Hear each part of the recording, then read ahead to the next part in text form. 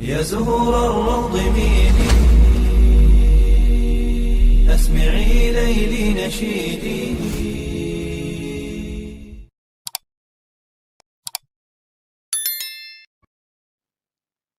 Assalamualaikum warahmatullahi wabarakatuh. Syukur alhamdulillah, dalam kesempatan yang mulia ini kita masih diberikan banyak kenikmatan sehingga kita dapat berjumpa kembali di channel ini.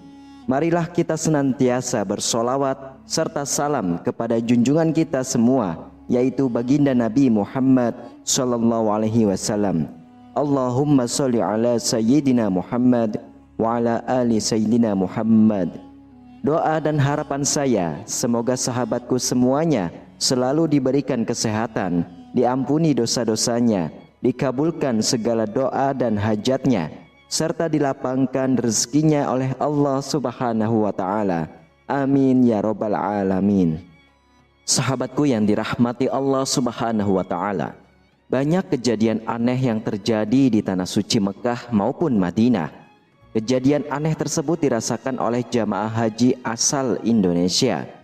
Dalam kisah ini terjadi pada seorang pria yang melihat ular berkepala manusia di depan Ka'bah saat melakukan ibadah haji.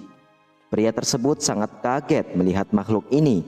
Apa yang terjadi dengan diriku ini? Tanya pria itu dalam hatinya. Ular itu lalu mendekat dan berbicara pada pria ini dengan menyampaikan hal yang sangat mengejutkan. Apa yang disampaikan ular berkepala manusia tersebut? Untuk para sahabatku yang setia di channel ini, tak bosan kami ingatkan untuk menyimak video ini hingga selesai, supaya segala informasi yang kami sajikan tidak menjadi gagal faham di memori pikiran kalian. Terima kasih. Kisah ini bermula dari seorang pria, kita sebut saja namanya Damri. Damri yang memutuskan untuk melakukan perjalanan haji ke Tanah Suci. Damri, seorang warga desa Rubayan di Jepara, Jawa Tengah, dengan penuh semangat dan kegembiraan memulai perjalanannya ke Tanah Suci. Awalnya segalanya berjalan lancar, ibadah Damri di sana pun berlangsung dengan baik, tanpa ada kejadian aneh yang mencolok. Namun beberapa waktu setelah berada di Tanah Suci, Damri tiba-tiba saja didatangi makhluk yang sangat tidak lazim. Di tengah-tengah beribadah tersebut, Damri secara tak terduga bertemu dengan seekor ular yang memiliki kepala manusia. Keanehan yang terjadi di depan matanya itu tentu saja membuat Damri terkejut. Namun yang lebih mengejutkannya lagi adalah kemampuan ular tersebut bisa berbicara layaknya manusia. Sebuah fenomena yang sangat tak terduga bagi Damri. Ular berkepala manusia itu pun memperkenalkan dirinya kepada Damri. Saya Narwin, saya juga berasal dari Jepara. Tolong sampaikan maaf saya ke Mbah Sardi. Saya sudah mencuri harta miliknya, kata ular berkepala manusia itu yang ternyata dulunya adalah seorang manusia.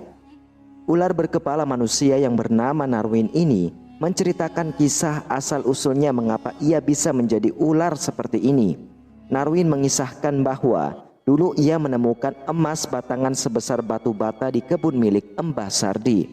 Narwin segera mengambil emas itu dan menggadaikannya di toko emas. Kegiatan itu tanpa sepengetahuan Mbah Sardi yang merupakan pemilik harta emas itu. Hal ini memberinya kekayaan yang sesaat, tetapi kemudian kutukan yang membuatnya menjadi ular berkepala manusia. Setiap hari Narwin merasa penyesalan yang mendalam atas perbuatannya itu.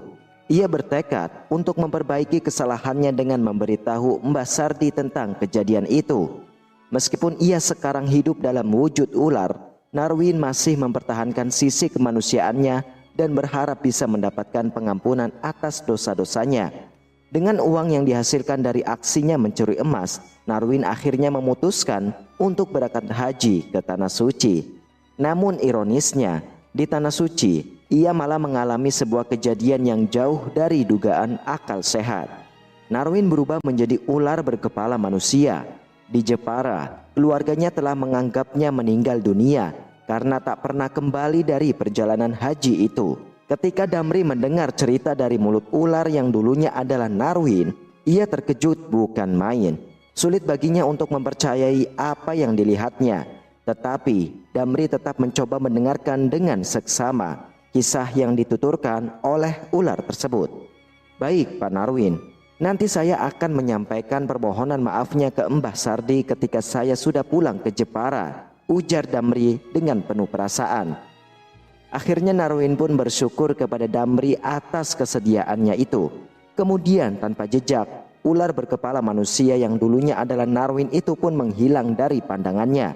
Setelah menyelesaikan rangkaian ibadahnya di Tanah Suci, Damri dan rombongan jamaahnya kembali ke Indonesia dengan selamat. Begitu tiba di tanah air, Damri langsung mencari Mbah Sardi di desa Rumbayan, Jepara. Ia bertanya-tanya ke sana kemari mencari nama Mbah Sardi, hingga akhirnya berhasil menemukannya. Dengan cepat, Damri menyampaikan maksud kedatangannya itu dan menceritakan pengalaman tak terduga di Tanah Suci. Saya mendapat pesan dari Narwin untuk menyampaikan permohonan maaf kepada Mbah Sardi karena Narwin telah mengambil emas milik Mbah Sardi, kata Damri dengan nada prihatin. Mbah Sardi yang duduk di kursinya menatap Damri dengan penuh pengertian. Yang sudah terjadi haruslah diterima dengan lapang dada. Saya sudah memaafkan Narwin, ucapnya dengan suara yang lembut namun tegas. Damri merasa lega mendengar kata-kata bijaksana dari Mbah Sardi. Ia mengangguk sebagai tanda terima kasih dan merasa terharu dengan kebaikan hati Mbah Sardi. Setelah berbincang sejenak, Damri pun pamit pulang dengan perasaan yang penuh syukur dan ketenangan hati. Setelah mendapatkan maaf dari Mbah Sardi, Damri tidak hanya menemui Mbah Sardi saja, tetapi juga mengunjungi keluarga Narwin. Damri bercerita semua yang terjadi kepada mereka. Namun setelah kejadian itu, Narwin tidak pernah kembali lagi.